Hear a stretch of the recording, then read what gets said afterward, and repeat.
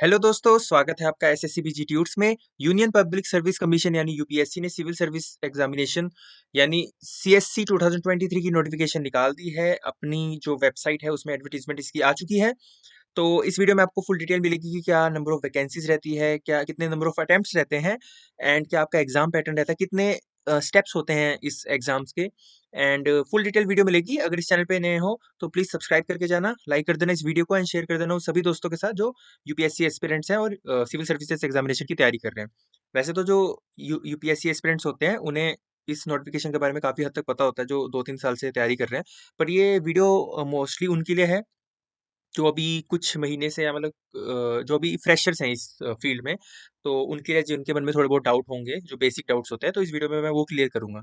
ठीक है, तो एंड तक बने रहना आप लोग। तो अगर हम बात कर ले हाउ टू अप्लाई, तो आप upsconline.nic.in इस वेबसाइट पे जाके जो है आप फॉर्म अप्लाई कर सकते हो। अब यूपीएससी ने क्या किया है, ओटीआर यानी वन टाइम रजिस्ट्रेशन शुरू किया है। तो पहले आपको ओटीआर करना पड़ेगा अपने वन टाइम रजिस्ट्रेशन, जिसमें आपकी बेसिक डिटेल्स मांगते हैं। ठीक है, उसके बाद आप जो है ये फॉर्म फिल कर सकते हो। अब जो बच्चे ओटीआर करते हैं और फॉर एग्जांपल उनसे कोई गलती हो जाती है, तो आप मॉडिफिकेशन भी कर सकते हो अपने ओटीआर में। कब? जो इसकी लास्ट डेट है उसके 7 डेज तक। मतलब जो लास्ट डेट है वो है इसकी 21 फेब, जो इस एप्लीकेशन फॉर्म की लास्ट डेट है। एंड उसके बाद आपको 7 डेज मिलेंगे modification in OTR. And same अगर आप कोई अदर देन ओटीआर, आप मतलब वन टाइम रजिस्ट्रेशन के अलावा अगर आप कोई और मॉडिफिकेशन करना चाहते हो, तो उसके लिए भी जो डेट दी है वो है 22 फेब से लेकर 28 फेब, यानी इसके लिए भी आपको 7 डेज मिले हैं आफ्टर लास्ट डेट जो एप्लीकेशन फॉर्म की है। अब बात कर लें, हाँ, तो जैसे कि अब यहाँ पे दिया है 21 फेब 2023 इसकी लास्ट डेट है। और कब? मतलब उस दिन आपको 21 फेब 2023 को 6 PM से पहले पहले आपको ये फॉर्म भरना है। और कहाँ? जैसे मैंने अभी ऊपर बताया, upsconline.nic.in पे जाके आप ये फॉर्म भर सकते हो। ठीक है, जो आपका एग्जाम होगा प्री लेवल, उसमें आपकी नेगेटिव मार्किंग भी होगी। तो ये इसके बारे में भी दे रखा है इन्फॉर्मेशन। अब हम बात कर लें कि इसके थ्रू आप कौन-कौन सी पोस्ट है जो आपको मिलती है, क्योंकि बहुत से बच्चों को नहीं पता होता। बहुत से लोग बस ये 3 नाम जानते हैं जिन्हें हम ऑल इंडिया सर्विसेज भी कहते हैं, जो है आईएएस, आईएफएस, आईपीएस, यानी Indian administrative service, Indian foreign service, Indian police service. ठीक है, तो ये 3 ऑल इंडिया सर्विसेज होती है और बाकी ग्रुप ए सर्विस और ग्रुप बी सर्विस भी होती है थोड़ी बहुत। तो अगर हम बात कर लें ग्रुप ए सर्विस की, तो वो ये है Indian audit and account service, ये आपकी होगी। Indian civil account service, Indian corporate law service, Indian defence account service, Indian defence state service, Indian information service, Indian postal service. कुछ लोग इसे आईपीएस भी बोल देते हैं क्योंकि इसका शॉर्ट फॉर्म आईपीएस ही बन रहा है। Indian PNT accounts and finance service, ये भी ग्रुप ए की होती है। इंडियन रेलवे प्रोटेक्शन फोर्स, जिसे हम आरपीएफ भी कहते हैं, तो Indian railway protection force service, ये भी ग्रुप ए सर्विस होती है आपकी।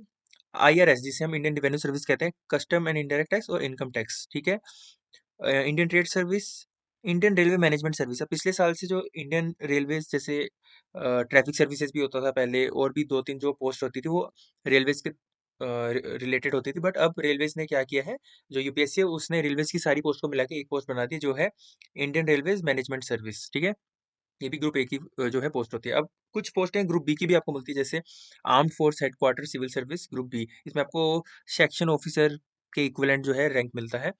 एंड एक होता है डानिक्स, यानी Delhi Andaman and Nicobar island Lakshadweep Daman and Diu Dadra Nagar Haveli civil services. And डानिप्स यानी इसी की पुलिस सर्विसेज, तो ये ग्रुप बी होती है। एंड लास्ट है कि आपकी Pondicherry civil services and Pondicherry police services. तो ये जो थी 5 ग्रुप बी की सर्विसेज थी, बाकी ग्रुप ए की होती है। एंड 3 जैसा कि मैंने बताया आपको ऑल इंडिया सर्विसेज, जिसे हम बोलते हैं आईएएस, आईएफएस एंड आईपीएस। ठीक है, अगर हम नंबर ऑफ वैकेंसीज की बात करें तो इस बार 1105 जो अप्रोक्सीमेटली इन्होंने एक्सपेक्टेड वैकेंसीज बताई है वो इतनी है। इसी के आसपास होती है, 1000 के आसपास हमेशा इसकी वैकेंसीज। ठीक है जी। अब हम बात कर लें एग्जाम सेंटर्स की, तो एग्जाम सेंटर जो प्रीलिमिनरी एग्जामिनेशन होता है उसका पैन इंडिया होता है। मतलब ऑलमोस्ट आपको हर सिटी, हर स्टेट की हर सिटी में जो है, जो प्री एग्जामिनेशन होता है उसके एग्जाम सेंटर मिल जाएंगे। जैसे आप देख सकते हो अगरतला, आगरा, ठीक है जी, यहाँ पे चंडीगढ़ भी हो गया, देहरादून, ठीक है, हिमाचल प्रदेश का धर्मशाला, जोधपुर राजस्थान का, ठीक है, जम्मू, जयपुर, ईटानगर, राजकोट, रांची। तो जो है पैन इंडिया जो है इसकी होती है। टोटल 79 जो है आपके सेंटर्स है प्रीलिमिनरी एग्जामिनेशन के। अगर हम मेन एग्जामिनेशन की बात करें तो इसके टोटल 24 सेंटर्स होते हैं। अगर आप देखें, जो मेन मेन आपकी सिटीज होती है, फॉर एग्जांपल गुजरात की अहमदाबाद, ठीक है, ये बेंगलुरु, भोपाल, ठीक है, चंडीगढ़, चेन्नई, ठीक है, दिल्ली। तो जो मेन मेन सिटीज होती है, फिर मेंस एग्जामिनेशन आपकी वहाँ कंडक्ट करवाई जाती है। तो ये कुछ एग्जाम सेंटर से रिलेटेड जो थी इन्फॉर्मेशन। अब हम अगर बात करें कि कैसा जो आपका सिलेक्शन प्रोसेस होता है, वैसे मैं आगे आपको पूरा बताऊंगा, लेकिन यहाँ पे लिखा है कि जो आपका फर्स्ट होता है आपका प्री एग्जाम होता है जो ऑब्जेक्टिव टाइप होता है। उसके बाद आपका मेन एग्जामिनेशन होता है जिसमें आपके दो पार्ट्स होते हैं, रिटन एंड इंटरव्यू, जिसे हम पर्सनैलिटी टेस्ट भी कहते हैं। ठीक है, तो आपके 3 स्टेप्स में जो है प्रोसीजर जो आपका सिलेक्शन प्रोसेस होता है। अगर हम एलिजिबिलिटी की बात कर लें तो आईएएस, आईएफएस, आईपीएस यानी जो ऑल इंडिया सर्विसेज है, उसके लिए जो है आप इंडियन सिटीजन ही होने चाहिए।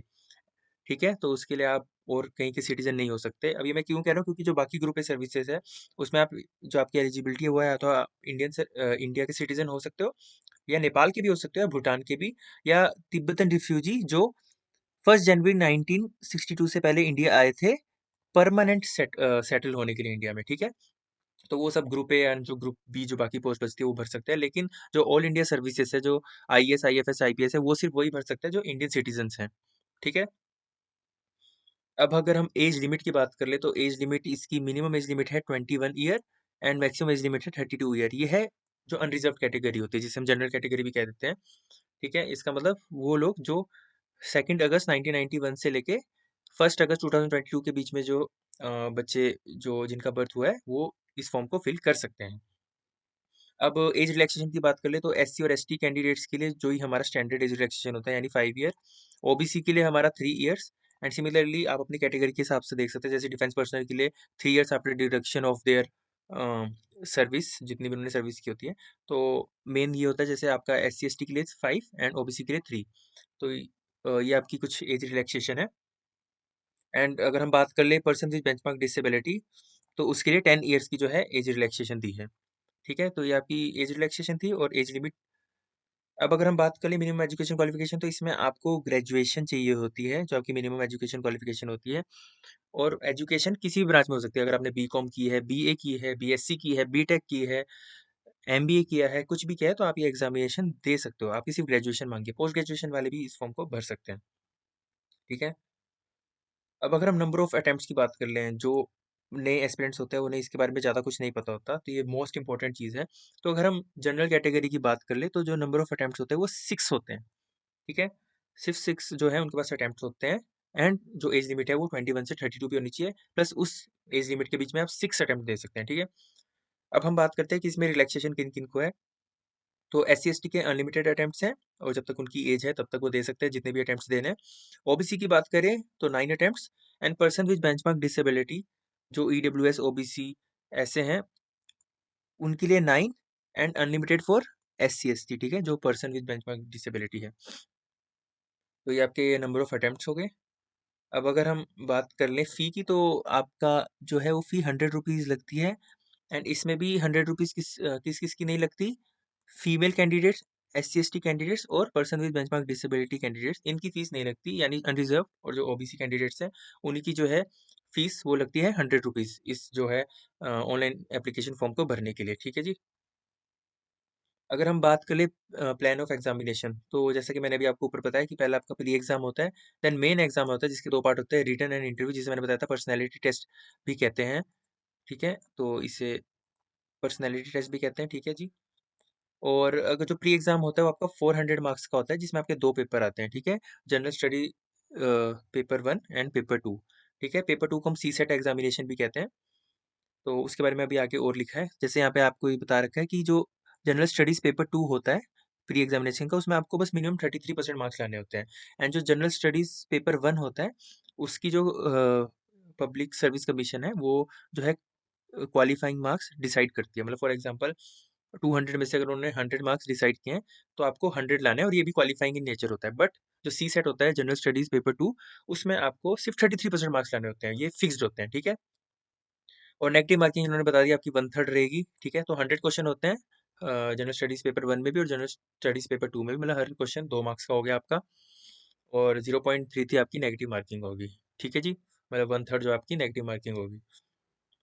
ठीक है, इसके बाद आपका मेंस एग्जामिनेशन होता है जो आपका रिटन होता है, जिसमें आपके 9 पेपर्स होते हैं, ये मैं आपको बताऊंगा कौन कौन से होते हैं। एंड फिर आपका जो लास्ट होता है वो होता है पर्सनैलिटी टेस्ट, जिसे हम बोलते हैं interview.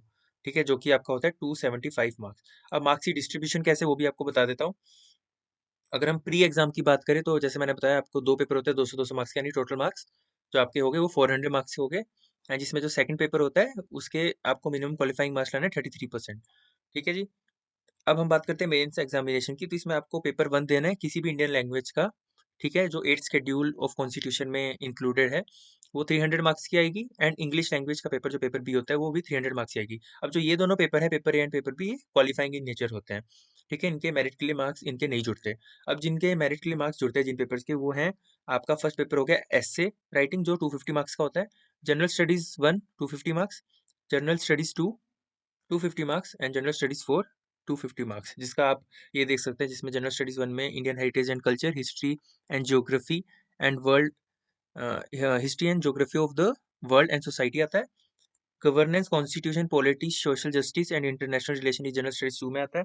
Technology, economic development, biodiversity, environment, security and disaster management, ये जनरल स्टडीज 3 में आता है। एंड जनरल स्टडीज 4 में एथिक्स, इंटीग्रिटी एंड एप्टीट्यूड। ये आपके सारे 250 मार्क्स के होते हैं। ऑप्शनल सब्जेक्ट क्या आपके, जो आपको पता है, जैसे आप ऑप्शनल ले सकते हैं, तो उसके 2 पेपर होते हैं, पेपर 1 एंड पेपर 2, ये भी 250 मार्क्स के होते हैं।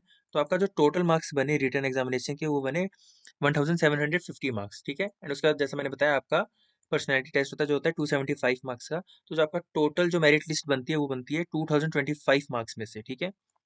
तो इसके कंबाइन होके जो है आपकी मेरिट लिस्ट निकलती है। तो ऐसा कुछ आपका जो है एग्जाम पैटर्न होता है।